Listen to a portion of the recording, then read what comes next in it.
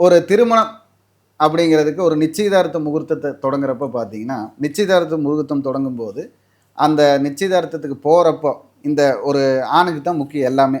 எல்லாமே யாருக்கு முக்கியம்? ஃபர்ஸ்ட்டு ஆணுக்கு. ஆணுக்கு. ஏன்னா, ஒரு டயலாக் இருக்குல்ல. "பெண்ணை விட ஆணை பலமாக படைத்தது, பெண்ணை பாதுகாப்பதற்கு, ம். பலவந்தப்படுத்துவதற்கல்ல." அது மாரி ஆணுக்கு தான் பொறுப்பு அதிகம். யாருக்கு பொறுப்பு அதிகம்?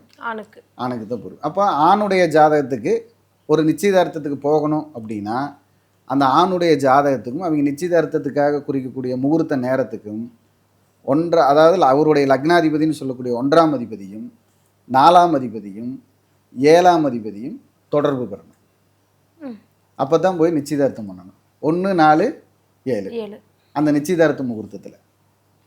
அதே மாதிரி தாலி கட்டக்கூடிய முகூர்த்த நேரத்துல பார்த்தீங்கன்னா, 1ஆம் அதிபதியும், 4ஆம் அதிபதியும், 7ஆம் அதிபதியும், 10ஆம் அதிபதி இந்த 4 பேரும் தொடர்பு கொள்ளணும்.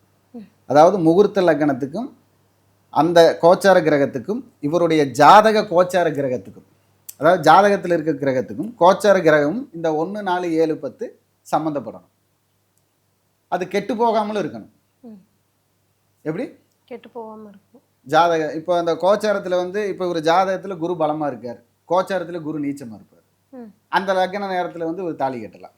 அப்ப அது அவங்க குடும்பத்துல பிரச்சனையை தரும். ம்.